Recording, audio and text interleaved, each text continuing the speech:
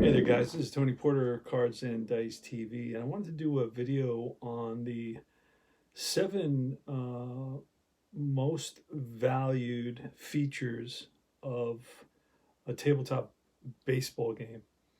I wanted to do it in a way that it wasn't off-putting or offensive in any way, because I know there's a lot of emotional um, attachment to the games of our youth. For me, for example, it's APBA baseball. I do have a rather hard shell, and I've developed that over time, I believe. I try to be as objective as possible when it comes to games. Some I like more than others, and you can see by my channel. Um,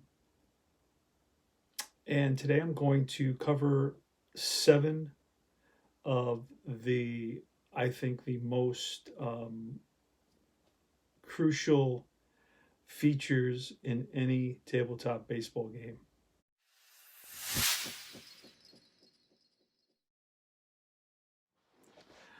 Number 1, seasons. I want the game that I play to have easy access to many seasons, as many as possible, because I want to have that ability to say, wow, I really feel like replaying Doc Gooden's 1985 season. Do you have 1985? Or I really feel like playing the Mets, getting to the World Series in 2015. Do you have the 2015 season? Or I want to play Sandy Koufax's 1966 season with the Dodgers. Do you have that season available? And on and on and on. So one of the number one attractions for me, or elements that I feel that a tabletop game should have, is availability of seasons. Let's look at number 2. Number 2, all the players. I feel that your game should give me access, easy access, to all the players carded. Now, this is not necessary for everybody. It's not necessary for draft leagues. But for me, I like to replay historical lineups, and I like to recreate the seasons of the past. Obviously, I wasn't at every game in the past, and I'd like to be there, and I wish I had been there. So my approach is a little bit like a time machine, going back into the past and sitting in the seats and watching, the actual lineups and the actual pitchers go at each other. That's what I enjoy doing.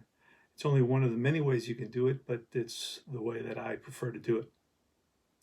So number 2 would be all the players. I want to have that one unknown player come off the bench. Maybe he played 10 games and then he was injured, or he was sent down, or he was traded, or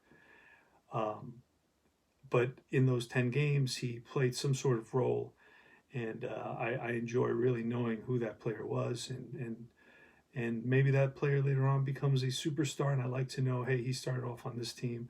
And those are just historical aspects of the game that I really enjoy. So number 2 would be all the players.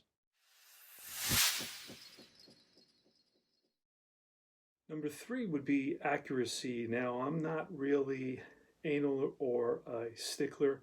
I want some guys to hit a little bit better, some guys to hit a little bit worse. That's fine. Some guys hit a few more home runs, some guys some fewer home runs, and so on. I'm okay with all that. What I don't want is ginormous, extreme differences. So when I say accuracy, I understand that the dice have a mind of their own. I do expect good basic math, and I am sometimes concerned by the dismissive designer who is not open and honest about what he did. One of the people that I most admire is Jim Barnes, because he made his formula free to everybody, and he was transparent. He put it out there and he said, hey, it may not be the greatest, it may still require some tweaks and some improvements, but you know what, It's based on good, sound math, and that's really all I'm looking for. Based on good, sound math, and I'm not saying that everybody, release their formulas and open them up to the world, but I am saying that be open and honest about things and don't overcomplicate, aspects of your game that aren't connected to at least good fundamental math, because in the end, that's going to pay off. So accuracy is important, but it's not the number one thing that I look for. Close enough. I'm happy with good fundamental math, and of course the dice are going to make it close enough, and I'm happy with that. So number 3 would be accuracy. Important, but not in the extreme sense.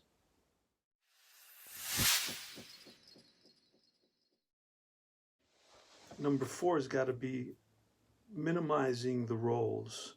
I don't want to be able to or have to roll for location, for fielder, for result, for distance, for height.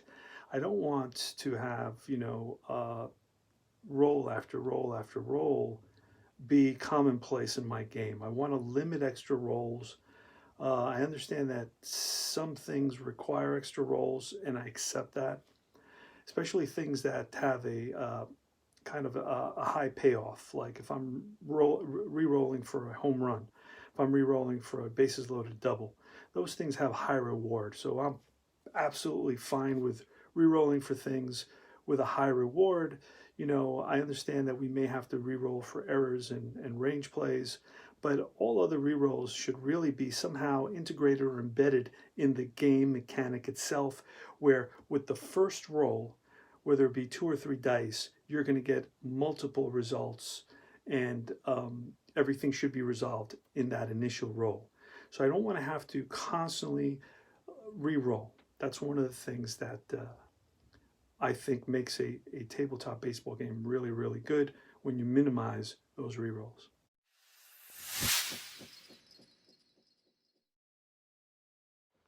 Number 5 is going to be minimizing charts. I believe that charts and chart lookups should be held to a minimum.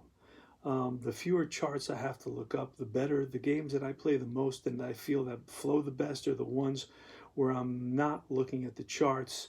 Sometimes you can bypass the charts, and one of the simplest way to do that is through the fast action cards, and that's definitely an alternative for a designer who doesn't want to rewrite his rules or doesn't have the kind of mechanic or system that would lend itself to minimizing charts. So what you can do, of course, is having fast action cards.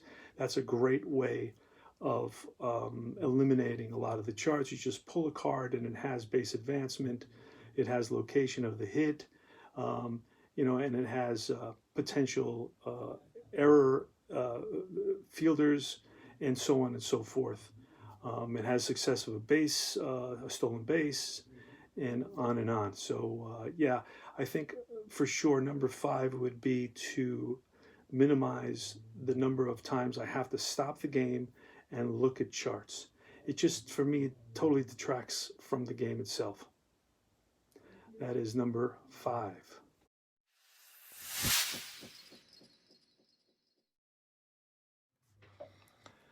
Number 6 is cohesion. What does that mean? I want the game to be interconnected, to be interrelated. I don't want stolen bases or base advancement or fielding, outfield assists to be disconnected from the other elements and the logic, right, behind the other elements. I don't want it to seem like they're patches. You've kind of created a basis for a game, and all of a sudden you said, oh, but where do I put stolen bases, or where do I put base runner advancement, or where do I put wild pitches and pass balls? I never thought of that. Let me just patch this up. Let me create something. Double plays. How do I work double plays? Let me just create something that's really disconnected. It's kind of you reaching and not having a full vision of the game itself and how the path that you took, how it relates to these other aspects of the game. You were kind of very one-dimensional. You created a good pitcher batter interaction, but it ends there. Now when I want to, advance a base runner or try for an extra base, it doesn't seem like it flows. It doesn't seem like it's connected. There's a lack of cohesion. So I think number 6 for me would be the cohesiveness of the game. And that comes from number 7. I'll talk to you about that in a second.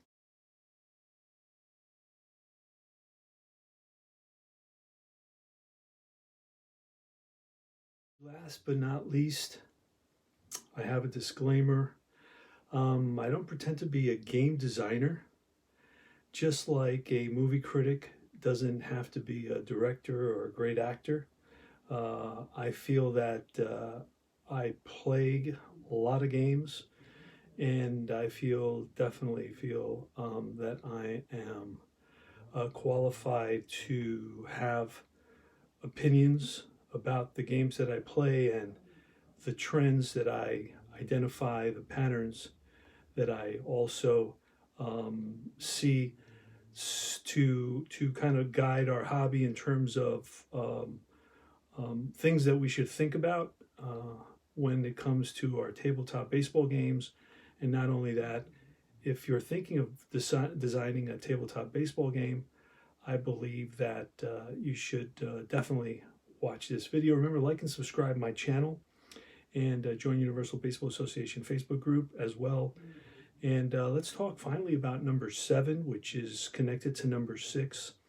Number 7 is all about expertise, thoughtfulness, creativity, and research. I believe that a game designer has to have a deep knowledge of the game, of what's important, creativity,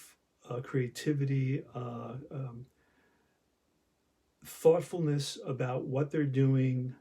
They should be definitely ethical in that it's based on good math, good fundamental math, and really don't come up with one part of a game and then say, well, let me put it out there and see what happens. I've seen that happen. There's a game that I won't mention that came out and had a basic interaction between the pitcher and the batter, which was, it was refreshing. It was rather gimmicky, but it was refreshing, and it was simple enough to follow, simple enough to play. But then once it went beyond that, double plays, stolen bases, sacrifice flies, base runner advancement, on and on and on, it was really totally disconnected, and many, many times, including the type of outs that the game offered, was very limited. In other words, you just had ground outs and fly outs. You didn't have any line drives, or you didn't have any pop-ups. And the more you played it, many of the guys felt that we need the pop-ups, we need the line drives, we want that detail, we want that level of nuance. And in this particular case, that was never developed. So don't think that, research your game, integrate the parts of your game so they feel as one, they're not disconnected. And I think you're going to be much more successful, because what happens is that games will all of a sudden become very, very popular. And once guys start playing them and start, tripping and failing to overcome these obstacles of game design, slowly but surely, the game will fizzle out. The games that are strong in terms of the design components may start off slow and may be a little bit unknown, but over time, guys will continue to play those games, and those are the games that are going to last in our hobby. You can have a very popular game for a year or two, and all of a sudden, once guys already have played it on and on and on, they don't know exactly why, but they're not driven to play it anymore. Whereas the well-designed games, you're going to find that you keep on going back to those games. And just be aware that today's level of game is not the same as the level of game of yesteryear. You know, the games that we had in the 40s, 50s, 60s, 70s are of one kind of era, whereas the games and the that we have today are much more complex because of the, you know, exponential growth of metrics.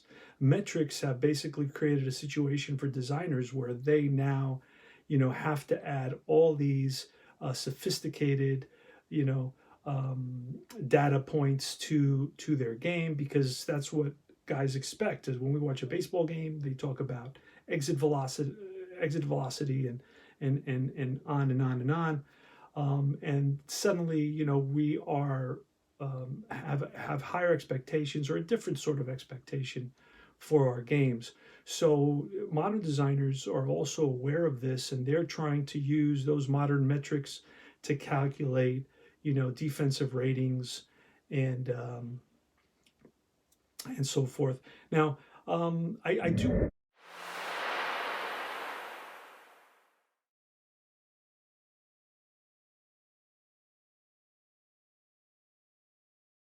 want to create an addendum to this, and I want to talk about um, one aspect that I didn't mention, but it's part of the game design, and that's making every individual player unique.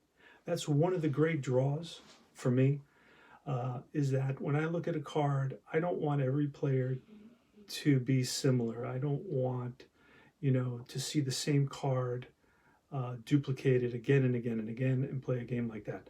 I mean, there's a game out there that once you calculate the grades, um, there are two grades in the whole lineup basically for hitting. You know, so there's the 250 hitter and the 300 hitter, and that's it. There's nobody else in there. Um, and there's no nuance to it at all. So I really like nuance. I really like a unique flavor for every player. I like that every player has a different card, and I never know based on what I roll what the result is going to be. I don't want to roll and say, okay, I know that's probably a hit, or I know that's definitely an out, or that's a strikeout, or that's a walk, because it takes away. I mean, that's there is comfort in that, right? But it takes away from the excitement for me. I like to not know what's going to be on that card, and I like to learn the players. Now, if you can add defensive abilities, if you can add arm strength, range, errors, you know, if you can add all these aspects, if you can add catcher framing to a game, oh man, that's going to really teach me about the game, teach me about the qualities of the player. And I don't mean, you know, a range between a 1 and a 2. I mean really have enough of a range of numbers, so I know that this player was terrible, or this player was outstanding, better than all the rest. You know, you can't just have two numbers and teach me that, because half the guys are ones and half the guys are twos. I know the twos are great and the ones are terrible, but you know, who really stood out? Who was like a 10, right? And who was a minus 10? That's really what that season, based on the data. That teaches me about the season, and ultimately I'm really about the history of the whole thing. So that's about it. This is my top 7 um, elements of a tabletop baseball game, and what I like to see in my games. This is Tony Porter, Cards and Dice TV. Remember to like and subscribe my channel so you get more informative content. Join Universal Baseball Association Facebook group for great discussion, great chats, great information, lots of great content. And I will see you guys very soon, soon, soon.